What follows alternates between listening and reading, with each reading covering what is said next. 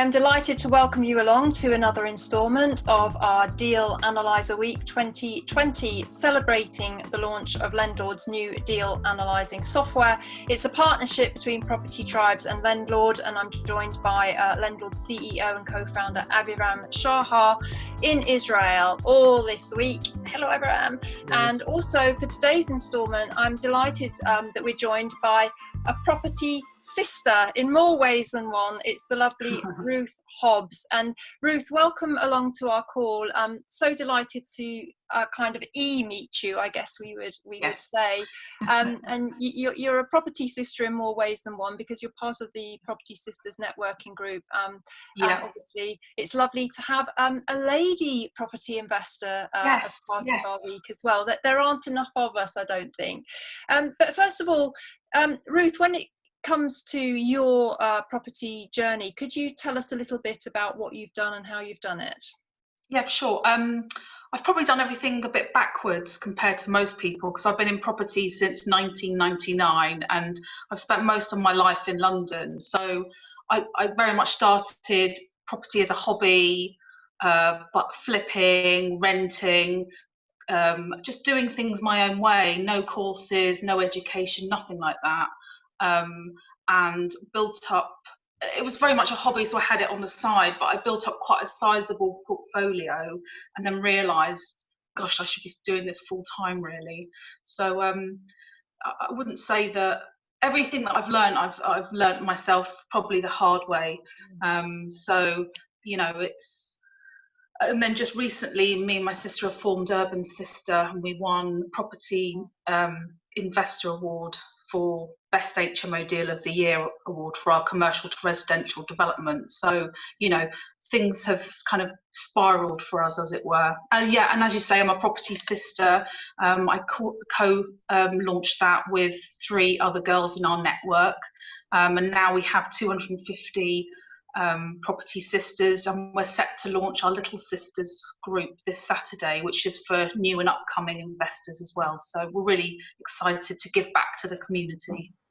Oh, well, that's wonderful, and congratulations on your deal, and very well deserved. I've seen some of your end developments, and the standard of what you do is so high, and I know that you work closely with your sister on that, and I would imagine that you have different skill sets, and when it comes to deal analysing, you know, this week isn't about whether there's a right or wrong way to do it. We respect that everybody has their own tried and tested methods of doing it, and also a lot of it is, or some of it is definitely gut instinct, and you can't put that on a digital tool. But when it comes to your prospective developments, how do you and your sister analyse whether they're a goer or not? Yeah, so basically we have, I mean, I've got to say, I wish that I had some kind of tool 20 years ago that was available to me so that I could, analyse them properly. But we only buy on very few roads, and we understand what property. I can literally look at a property because I've bought similar properties before, and as long as it meets a certain square footage, I work on the basis of £45,000 to refurbish for one room. So if it was a 10-bed HMO, it would be 10 times 45 would be my NGDV. So I would work out that, when I'm on site having a look around properties. Now, my sister's the number cruncher, so she's developed a few kind of Excel spreadsheets that we use for more deeper analysis. So once I've thought, okay, well, that's a goer, that will work, once I've put the refurbishment costs on top, Gillian would then take all the numbers and add them into her spreadsheet, but it's very much something we've kind of cobbled together, and I think that if there was something more structured in the marketplace that we could use, I mean, that's fantastic, because it saves you a job, doesn't it? So that's how we deal analyse. Well, fantastic, and I think it's interesting. You have your methods. Avram, I think for somebody like Ruth, Lendlord, it could just be a kind of backup, dotting the I's, crossing the T's kind of exercise, just to put in the figures and see what Lendlord throws back up for their deals. Obviously they've got their methods, but it's it's free to use, it's in the cloud. What's not to love about just using it kind of double check your maths? Absolutely. Really. Absolutely. And one thing is, especially with spreadsheets, is that you do need to keep them updated the whole time, and then sometimes they don't work. So if you can use something that's in the cloud that's free to use, then why not? And it looks fantastic. I've had a little look through it, and I really like also the simplicity of it. Some of our spreadsheets are so in depth I can't even use them. So only my sister can use them. It's not for anyone else to use. So something like this is really, really interesting. I think especially for the buy-to-let market. So maybe the smaller HMO user, not for commercial, but just for residential. Yeah, I think it's a great little asset to use. Fantastic. Well, Avram, could we do a quick screencast, because I'd be interested just to get Ruth's feedback on which metrics that she and her sister kind of really consider. I mean, obviously, return on investment is one of the key ones. Yeah. Do you look at other ones like cash on cash return, that kind of thing? Yeah, I mean, cash is such an important part of our business, cash flow, etc. My sister very much looks after that kind of aspect. So, yeah. Okay. Well, also I think yeah. the other thing, is, and we talked a little bit about this with John Howard in the previous instalment, was that in these kind of post-COVID-19 times, now more than ever, you've got to have a plan B, and as John said, a plan C and a plan D and a plan whatever, keep going. We think that this software is also good just to assess your different exit strategies, because you might do a buy to sell, for instance, Ruth, and then find that for whatever reason it doesn't sell because we're in a difficult market. Would you then obviously think about other ways to keep that asset going, like renting it out temporarily? Definitely, yeah. I mean, we're probably different to a lot of your other developers, because we invest in ourselves, so we very, very rarely take on other investors into our portfolio. We, using other people's money, because we like to have a really kind of low loan to value. So we like to have cash in our portfolio, so that actually when COVID hit, even though it was a bit of a disaster for us, we felt that because we had a lot of our own cash in our properties, we were actually quite secure. So that's a very interesting point. Avram, how could Ruth use Lendlord to see her loan to value, or would that be going into the My Portfolio Prospect module? Yeah, I think two comments about Ruth's journey. I think if you use a spreadsheet, I think this is a great way to convert your spreadsheet to online software in the cloud. And we have also like a weekly report that you can get updates on your portfolio every week, and you can tweak the data if something has changed. One of the main metrics is the LTV, and we track it on the portfolio level, so you can see at any time what is your current loan to value ratio, how much you have right now in equity.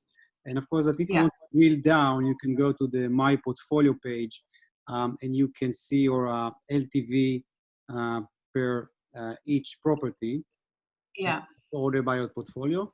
And you can also play with some segments. So you can see just your private owned properties, if you have company owned properties, and if you have companies, you can also filter that. And I think this is a great way to put your property like on segments and see your LTV and equity across different combination on your portfolio. What I noticed as well is you've got your own personal properties in there, as well as your company For people like me who've been property for a long time, some of our properties are still in my own name. So at the moment, they're kind of all over the place in terms of our spreadsheet. But what's interesting is kind of bringing it all together to see a holistic approach to all the properties. You see what I mean? Yeah, definitely. And I think this is, yeah, go ahead. The other thing I noticed as well is that you can look at future valuations on here. Yes, so Which this is really, because some of our strategy is to hold long term for like 10 or 20 years, and hadn't really thought about what the value is going to be, in 10 or 20 years time. So that's quite interesting. Yes, so with the Deal Analyzer release, we also embedded it to your existing properties. So you can manage your pipeline along with your existing portfolio, but you can also click on the Deal Analyzer action item from a specific property, and you can see your numbers on this specific, like on the existing property, and you can assess the existing property for the long term. And then decide, if you want to keep holding it or not. And the good thing is that you can also add the columns to your portfolio table, and you can see that you have, for the last 12 months, we take it from, the data that you track on the platform, so you can track your monthly expenses and rents.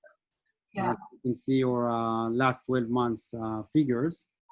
And you can also take the predictions according to the assumptions you put on property appreciation and rent appreciation and the Deal Analyzer calculation, and you can see your next 12 months predicted cash on cash, ROI, the cap rates, and the 10 years also, like for the long term. And then if you put it on one table, you can see, you can compare everything. It's a good note, Vanessa, for like existing users. You need to click edit and done on each property to get the calculations. Once you do it, then you can get the figures on each property, also their existing ones, and then you can just like order by, and you can see like which property had the highest gross yield in the last 12 months or the lowest. Fantastic. What's really good about the system is that for someone like me, I mean, I'm not great on spreadsheets, and it's my sister that does all of that. It looks quite simple to use. It looks quite clear to understand. So somebody like me could use that quite easily. So.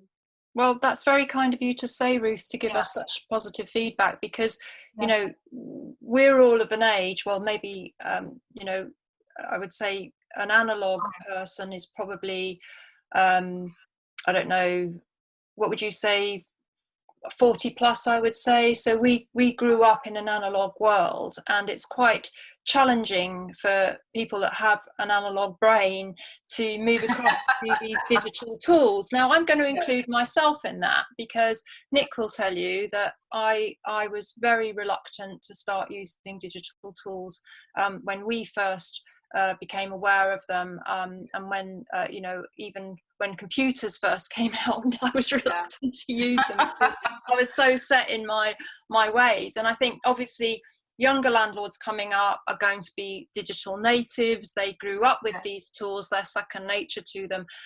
But I think just as we close this out, Ruth, I'd be interested to know, are you going to change your deal analysing strategy post COVID-19? Would you be building in kind of greater contingencies? Are you going to change anything that you've been doing? Because I think we're in such, uncharted times. We don't know, how this government stimulus is going to affect the market when, furlough starts to be withdrawn. There's so many kind of uncharted things in the pipeline.